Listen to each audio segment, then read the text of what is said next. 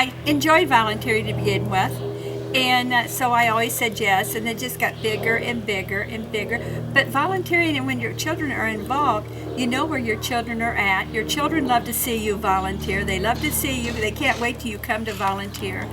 And that makes a joyous child. The children were involved in Y, and I have been involved in the Y for 50 years plus. And before we even built the building, I was involved in the Y because they had programs that I took my children to. Oh, I don't know if I did a whole lot with our fundraising with the Shelby Y, and then we were able to move in there. We did have our campaign was Yes We Can, television stations that come in because we had a big parade, videoed our parade and stuff, and it was fun to go home then. I couldn't wait till we saw it on TV that night.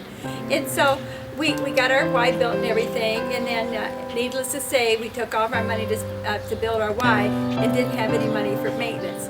And then so we've had to have some fundraisers to do maintenance, and then we wanted to add on a health facility a few years ago, and then we did that a little different route. That we sent invitations out to people in the community, and we had a dinner out at Pioneer, and then we tried to sell it.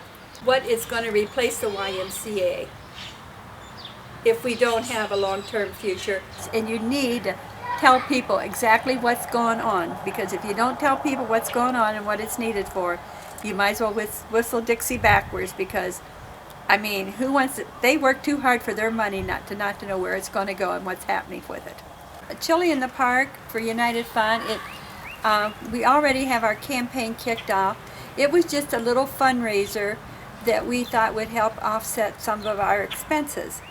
And making it a donation instead of setting a price, I learned a lesson on that.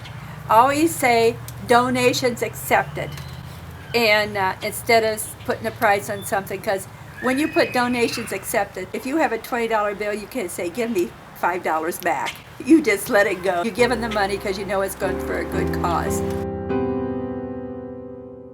Well, your company trusts you and they encourage you to volunteer. And you make friends when you're volunteering, and then you're representing your company, and by making friends and stuff, that they know the reputation of your company.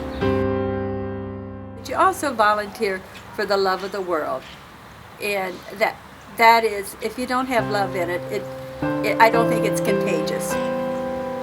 You need to spread yourself for the love of the world. And if you want your community to grow, and you want to know what's going on in your community, you better step forward to volunteer.